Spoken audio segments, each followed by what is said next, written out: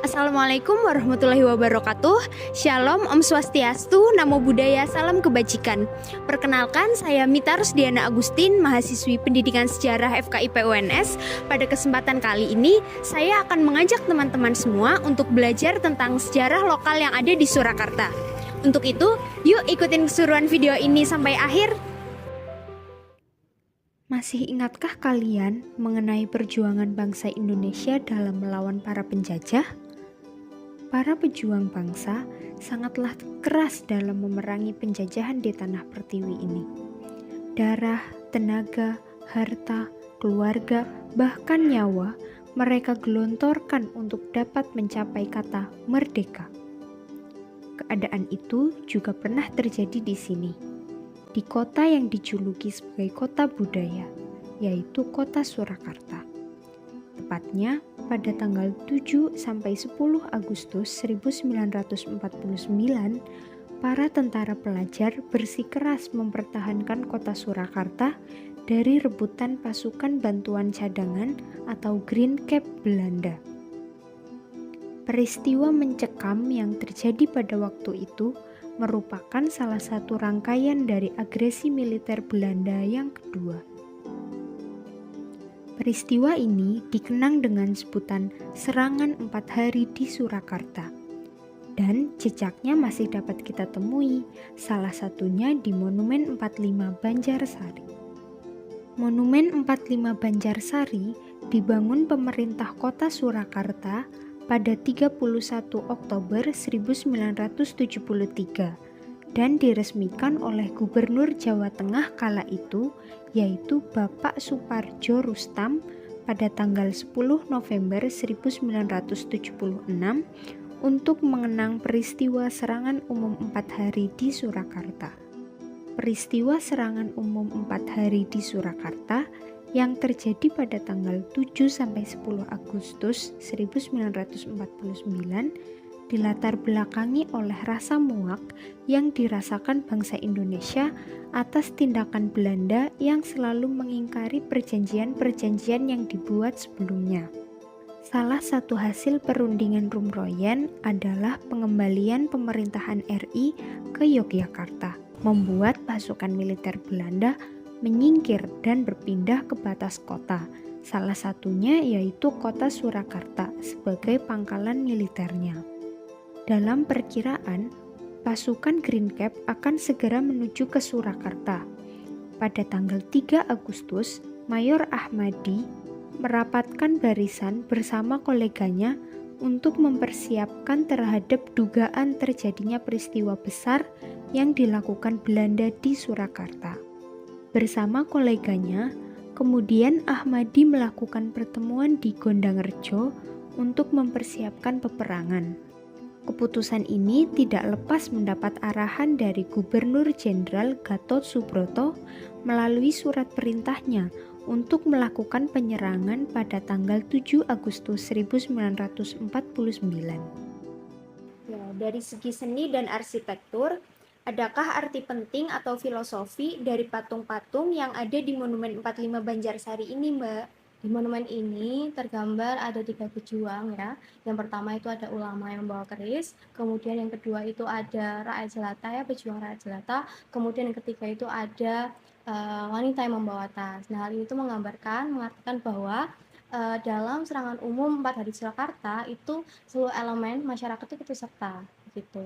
Nah, kemudian wanita ini membantu dalam hal bidang kesehatan dan juga dalam hal pembekalan sebagai tenaga bagi para pejuang gitu. Serangan umum 4 hari di Surakarta kan terjadi pada tanggal 7 sampai 10 Agustus 1949 nih, Mbak.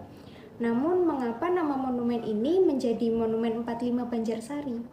Ya, kalau kita melihat secara seksama ya, monumen ini diresmikan oleh Gubernur Jawa Tengah saat itu yang bernama Bapak Suparjo Rustam pada tanggal 10 November tahun 1976 yang bertepatan dengan Hari Pahlawan Nasional. Nah, ini sekaligus menjadi momentum untuk mengingat jasa-jasa para pahlawan Kota Surakarta yang saat itu berjuang dalam mempertahankan kemerdekaan Indonesia pada peristiwa serangan umum 4 hari di Kota Surakarta. Nah, kalau kita lihat lebih jauh lagi, di sini juga ada atap yang berbentuk rumah joglo setinggi 17 meter yang melambangkan Hari Kemerdekaan Indonesia, dan juga ada Garuda Pancasila yang merupakan lambang dari negara kita, dan juga ada relief-relief yang menggambarkan perjuangan rakyat Surakarta dalam perang kemerdekaan hingga Orde Baru. Nah, penamaan 45 ini merupakan menjadi pengingat ya dan juga pendorong bagi generasi muda sebagai semangat 45 yang merupakan tahun kemerdekaan Indonesia, dan Banjarsari ini sebagai lokasi dari didirikannya monumen ini, begitu. Tolong jelaskan sedikit Mbak mengenai bagaimana kondisi mulainya serangan Surakarta, tepatnya pada tanggal 7 Agustus 1949. Ya, jadi Ahmadi dan juga Slamet Riyadi itu berkolaborasi dalam menentukan titik-titik di Kota Solo yang harus dikuasai dan menentukan titik-titik dari arah barat, utara, timur, dan juga selatan yang menjadi titik awal penyerangan. Kemudian pada tanggal 7 Agustus tahun 1949 pada pukul 6 pagi dimulailah serangan umum secara serentak sesuai dengan tugasnya masing-masing terhadap kedudukan Belanda di dalam Kota Solo. Nah, kemudian dilancarkanlah serangan umum di desa di sekeliling Kota Solo, yang mana Rayon 1 dari Purwokerto itu yang dipimpin oleh Kapten Suhendro melancarkan serangan dari arah utara. Kemudian Rayon 2 yang dipimpin oleh Letnan 1 Sumarto itu melancarkan serangan dari arah timur laut. Kemudian ada Rayon 3 yang dipimpin oleh Kapten Prakoso melancarkan serangan dari utara, dan yang terakhir yaitu Rayon 4 dan juga Rayon 5 yang dipimpin oleh Kapten Abdul Latif bersama dengan SA-CSA. Peperangan besar tak dapat terelakkan lagi. Para tentara pelajar melakukan penyerangan terhadap kamp-kamp militer Belanda yang ada di Surakarta, dan pasukan Green Cap juga gencar dalam melakukan serangan balas dendam kepada tentara pelajar. Wilayah yang berhasil ditaklukkan oleh tentara pelajar akan dikibarkan bendera merah putih di tiang-tiang atau di puncak pohon.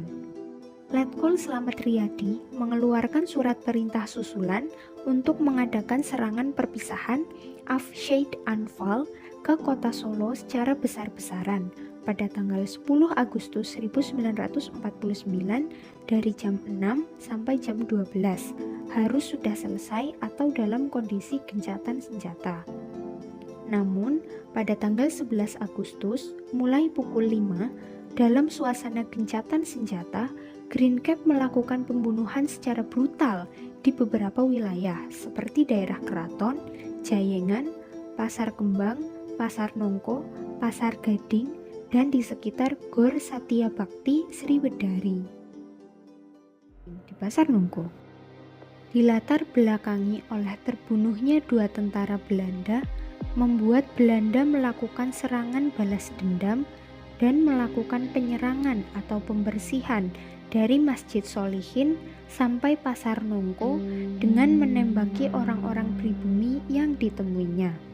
Di Pasar Gading, sangat teringat peristiwa sadis yang mana Belanda melakukan pembunuhan brutal kepada tenaga kesehatan atau pejuang dari kalangan PMI di rumah Padmonegoro, serta melakukan pelanggaran penyerangan yaitu melebihi batas waktu perang, sehingga pada tanggal 10 seharusnya telah selesai, namun menjalar pada tanggal 11 Agustus. Monumen-monumen ini dibuat untuk mengenang dan menghargai jiwa yang gugur dalam peristiwa ini. Di lokasi ini juga dituliskan nama-nama yang menjadi korban.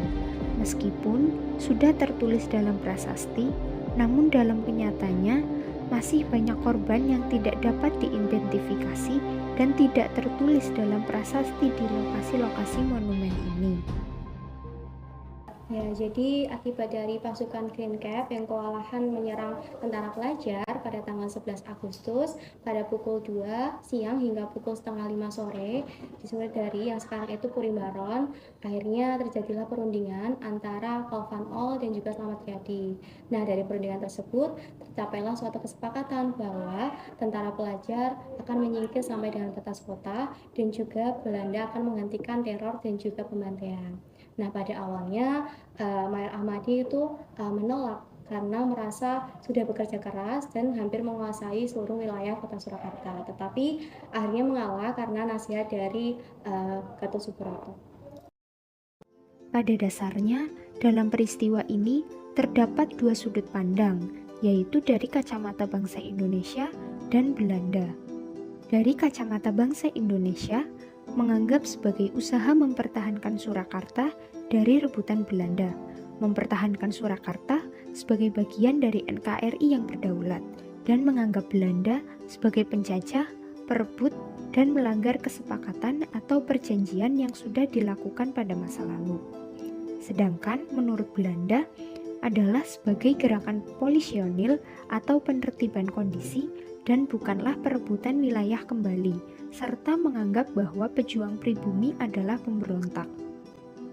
Akhir dari perjuangan para tentara pelajar tidaklah sia-sia. Tindakan pelanggaran hukum perang yang dilakukan Belanda atas bangsa Indonesia semakin disorot dunia internasional, sehingga akhirnya di hari kemudian dilaksanakannya konferensi meja bundar dan peristiwa di Surakarta ini membawa dampak positif yang berpihak pada bangsa Indonesia. Saya sudah ikut berjuang, Mbak. Saya ikhlas mati, rela mati melawan Belanda kedua, agresi militer kedua. Pada waktu itu saya usia 15. Terpaksa saya ikut berjuang karena ayahku ditembak Belanda jarak dekat. Ayah jarakku 12 jauh supaya sangat berani. Akhirnya saya berjuang, mati nggak apa-apa. Dalam pikiran saya ikhlas mati, rela mati. Ya balik bantu-bantu angkatan darat kita yang mau menyerang Belanda, yang menjaga hutan senjata. Begini ceritanya awalnya ya Mbak. Saya Bapak saya tembak Belanda, saya ya biar biasa cara yang kita tahu dengan menangis. Tapi ya kalau pura-pura ikut mati Mbak. Kalau saya hidup tembak, tidak pandang anak, tembak Mbak, dirampuni semua. Ayo, bapakku belasar, aku ikut belasar Pak, tapi saya nggak kena. Sambil cara yang tak beralasan, sambil menangis. Tapi itu menangis itu enggak banter Mbak, kata batin nanti Belandanya dengar. Belandanya belum pergi ya Mbak. Tengokkan gede loh, kalau ungket-ungket tembak lagi, disampurnakan perangkan gitu. Belum mati tembak lagi. Itu. Nah kemudian itu mencari cara-cara bagaimana saya akan balas dendam karena saya masih di bawah umur. Como perang Duoto juga kalah, gitu. Perang Joto juga kalah. Saya tuh ngangen-ngangen terus. Saya sembunyi di Pagayang Rintang itu tahu angkatan darat kita akan menyerang Belanda. Pak Komandan Angkatan Darat kita memberitahu semuanya. Di tengah-tengah peperangan ada waktu berkonsultasi gitu. Karena saya tugasnya mata-mata. Aku itu duwe mata-mata jiji oleh aku iki sedang untuk mata-mata aku di siji kuwi aku di mata-mata angkatan darat aku ora mati kuwi rela mati ora mati ceritanya saya siap Pak, siap kalau memang ditakdirkan mati itulah yang maha kuasa. Memang ukuran saya seperti hanya segitu. Namanya mata-mata angkatan perang, Pak. Tangkap musuh der, disiksa dulu der. Kalau sudah tulang kulitnya habis diseret-seret itu baru der disiksa dulu. Mata-mata gitu. Bapak kono dicap pejuang oleh Belanda. Kalau jam 12 malam itu gotong royong kayak jebakan tank. Misalnya ini jalan kampung seperti ini nggih. Jalan kampung kan terus menuju jalan besar. Jalan besar akan masuk. Ini jalan besar ya. Nah, niki terus niki perkampungan toh. Jalan kampung-kampung niki di lubang-lubang, Mbak. Di bintang-bintang gini. Di bintang-bintang sepanjang tank, selebar tank. Dalamnya 1,5 meter. Supaya tank Belanda tidak operasi di kampung-kampung. Ini Angkatan Darat kita bersama berjuang. Tapi yang bikin jebakan ini, apa itu berjuang?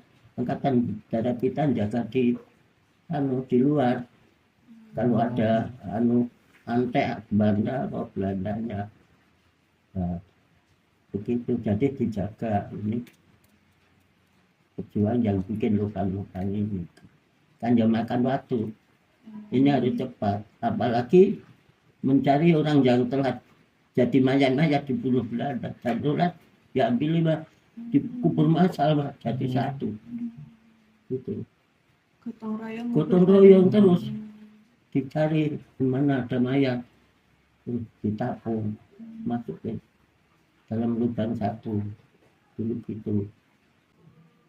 Ibu kula niku ngungsi lari kemana kula mboten ngerti, Mbak. Jadi satu rumah itu mencari hidup, masing-masing mencari selamat sendiri, mencari hidup sendiri. Saya yang ada di lokasi peperangan itu, saya cuma ayah saya itu nggak mau ngungsi seperti lain-lainnya. Nah itu untuk perang terus yang malam. Ini lapangan terbang. Ini di Kupeng kampung tuh Mbak. Ini kampung ini untuk ajang perang siang malam, untuk mencari kelemahan masing-masing Belanda dan Angkatan Darat kita. Jadi ya penduduk kan harus ngungsi loh Mbak. Temen seusia saya itu diajak lari si orang tua. Saya itu seorang diri, gak ada temen. Memang saya nekat mati ya nggak apa-apa. Inti saya akan balas dendam Belanda yang sangat kejam. Nembak ayah saya, nembak penduduk sipil itu baru jam 6 pagi itu sudah 20 biasa jalan-jalan di kebun, di sawah, di rumah. Iya Pak. Saya kalau menceritakan masa lalu, air mata netes sendiri. Betul. Enggak saya buat netes sendiri. Begitu. Dengan adanya monumen peninggalan sejarah, diharapkan generasi muda dapat mengetahui sejarah lokal yang ada di daerah masing-masing. Nah, sebagai generasi muda, kita juga harus melestarikan nih peninggalan sejarah. Jangan sampai peninggalan-peninggalan sejarah ini rusak, terbengkalai, bahkan